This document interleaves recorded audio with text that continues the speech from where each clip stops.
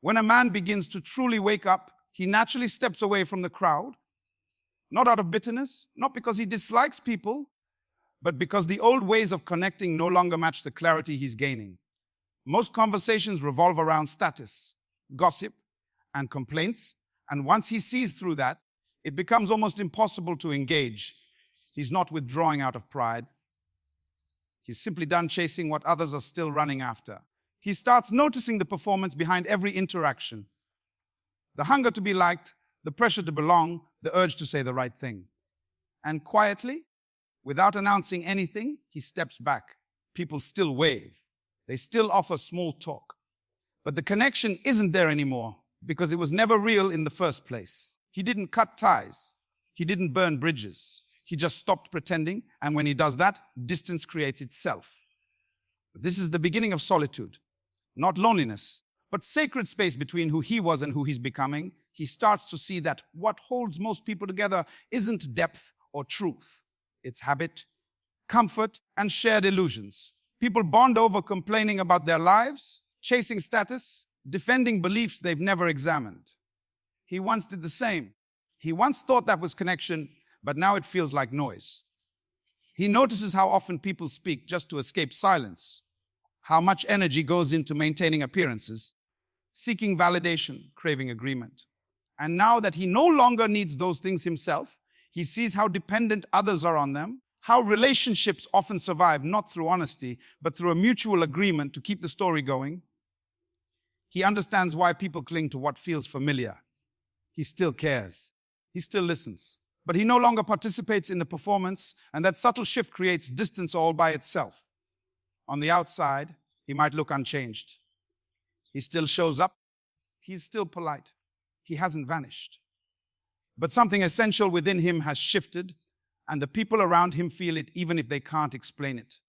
They sense that he's no longer looking for approval, no longer trying to impress, no longer playing the social game. Some admire it. Others find it uncomfortable because he is no longer predictable. He's not performing for anyone. He doesn't flatter, doesn't compete, doesn't entertain, and that makes him difficult to categorize. People may say he's distant or too quiet, or that he's changed. What they really mean is that he no longer fits into the roles they crafted for him. They liked him better when he reflected their values. Now he reflects something deeper, something grounded, something not shaped by the need to be liked. People see him, but they don't truly know him, because knowing him now would require them to see what he sees. And most people are not ready to see that. He once believed that staying connected meant staying involved, showing up, engaging in conversation, maintaining appearances. But with time, that definition changed. As his priorities shifted inward, he stopped participating out of obligation, not because he cared less, but because he no longer needed anyone to affirm his place in the world. He still values connection, but not when it depends on constant engagement, emotional performance, or subtle negotiations for approval. He doesn't withdraw out of resentment. He simply no longer finds value in relationships built on pretense or expectation. To those who rely on transactional connection, his presence feels distant. But in truth, he's just no longer playing the same role. He no longer speaks just to keep the peace. He no longer sees himself through other people's eyes. What rises in that space is not loneliness, but clarity, a calm independence that keeps him rooted even when others shift around him. He's become honest, and from that honesty, a deeper freedom begins to take shape. From the outside, solitude is often misunderstood.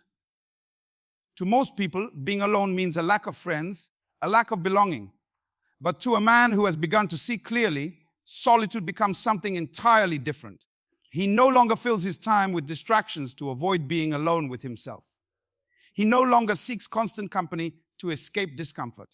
He's learned to sit in silence without needing it to end. What others call loneliness is often just unfamiliar stillness. They confuse the absence of noise with emptiness. He has realized that much of what fills a typical day, talks, tasks, duties, is noise pretending to be important. In solitude, he sees himself without distortion. There is no one to impress, no image to maintain, and that clarity, though uncomfortable at first, becomes strength. He doesn't avoid people, but he no longer depends on them to feel whole. This shift confuses others. They assume he is withdrawn, detached, or even arrogant, but he's simply content with his own presence. He has faced the silence most people run from and discovered it wasn't silence at all, it was peace. As he grows more inwardly stable, he becomes less predictable to others, not by intention, but because he no longer participates in the subtle exchanges that shape most social interaction. He doesn't mirror emotions to gain approval. He doesn't offer reassurance when it means denying what he sees. To those dependent on external validation, this creates discomfort. They may interpret his neutrality as arrogance, his silence as judgment, his detachment as disinterest. But he is none of those. He's simply no longer invested in managing perception. Much of what people call connection is actually a performance, a mutual agreement to keep certain illusions alive. Once he steps outside that arrangement, he disrupts it simply by being present. He doesn't argue, provoke, or attempt to convince anyone of his view. But the absence of familiar signals, approval, flattery, emotional reinforcement, makes others uneasy. Many of his former friendships fade not from conflict, but because the foundation they depended on no longer exists. He begins to see how often relationships are held together by shared complaints, repeated habits, or the mutual reinforcement of personal stories. When he no longer participates in those patterns, the connection weakens naturally. He no longer feels obligated to agree just to belong. He no longer entertains conversations that avoid depth, and he has no interest in maintaining ties that require him to shrink himself. This shift isn't a rejection of others. It's a change in what he's willing to invest his energy into. True friendship becomes quieter, simpler, and far more rare. It is no longer built on illusions, but on recognition. Two people who don't need each other, yet choose to walk together without expectation. These connections cannot be forced. They appear naturally, if at all, and only when both have stopped seeking completion in another. Most social interaction depends on unspoken rules. You validate me, I'll validate you. We won't go too deep. We won't challenge assumptions. We'll pretend to agree even when we don't. He once followed those rules because everyone did. But once he starts operating outside them, the entire dynamic shifts. He no longer offers comfort just to ease tension. He doesn't pretend to agree when he doesn't. He's finished with the small performances that make others feel safe but leave him feeling false. This isn't rebellion. It's clarity. And clarity is disruptive because it reveals how much of daily life is built on avoiding truth. People notice even if they can't define it. They feel the shift. They sense something familiar has disappeared, the constant exchange of comfort, validation, and distraction. And without him feeding the system weakens. Conversations feel awkward. People reach out less. What once felt warm now feels tense, not because he changed for the worse, but because he stopped playing along. He hasn't rejected anyone. He simply stopped supporting a structure he no longer believes in. As his understanding deepens, something unexpected occurs. He begins to need less, not just materially, but emotionally, socially, and intellectually. He no longer seeks recognition. He no longer relies on others to confirm what he already knows within himself. And as that need dissolves, so do the relationships that depended on it.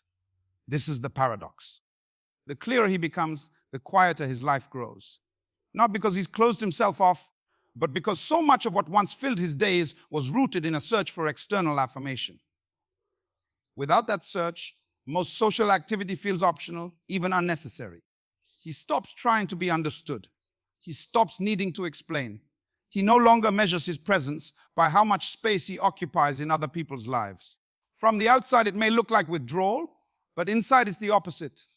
A settling into something steady and real. He still values connection, but only when it rises naturally without pressure or performance. He hasn't grown cold. He has simply stopped depending. And in that detachment lies a depth that attachment could never offer. Once he wakes up, he cannot unsee what he sees. He looks inward and the noise settles. He looks outward and the world is still asleep. He sees the false certainty in people's eyes, the roles they perform, the beliefs they never question, the constant motion that hides an untouched inner stillness. He no longer envies what others call connection because he understands the price. It requires agreement, performance, conformity, and he won't trade truth for the comfort of fitting in. Yet a part of him remembers. A part quietly hopes, not for crowds, not for company, but for someone awake, someone who has seen what he's seen, felt what he's felt, someone who doesn't need him to be smaller or more agreeable to feel secure. That kind of meeting is rare. It cannot be forced, and he would rather wait in silence than pretending conversation. So he walks alone, not because he prefers distance, but because in a world still dreaming, authenticity is more valuable than acceptance. With time, the solitude stops feeling unusual. It becomes familiar, not empty, just quiet. He no longer treats distance as a problem to fix. He sees it for what it is, the natural outcome of no longer pretending. While others drown themselves in noise, he has learned to live in stillness. While many chase attention, he moves without needing to be seen. People assume he must feel lonely, as if any company is better than walking alone, but they confuse isolation with absence. He is not absent. He has simply stopped performing. He now prefers the space honesty creates over the closeness illusion demands. This is the final shift. He doesn't need the world to wake up for him to feel whole. He doesn't need agreement to feel clear, and he doesn't need validation to know who he is. He walks alone, yes, but not as an outsider. As a man at peace with the cost of truth, there is still a part of him that remembers, a part that quietly hopes, not for crowds, not for company, but for someone awake, someone who has seen what he's seen, felt what he's felt, someone who doesn't need him to be smaller, quieter, or more agreeable to feel secure. That kind of meeting is rare. It cannot be forced, and he would rather wait in silence than pretend in conversation. So he walks alone, not because he prefers distance, but because in a world still dreaming, authenticity is more valuable than acceptance. Eventually, the solitude stops feeling unusual. It becomes normal, not empty, just quiet. He no longer treats distance as something to fix. He sees it as the natural consequence of no longer pretending. While others surround themselves with noise, he has learned to live in stillness. While many chase attention, he moves without asking to be seen. People assume he must feel lonely, as if any company is better than walking alone. But they confuse isolation with absence. He is not absent. He is simply no longer performing. He has come to prefer the space honesty creates over the closeness illusion demands. This is the final shift. He does not need the world to wake up for him to feel whole. He does not need agreement to feel clear. And he does not need validation to know who he is. He walks alone, yes, but not as an outsider. Rather, as a man at peace with the cost of truth.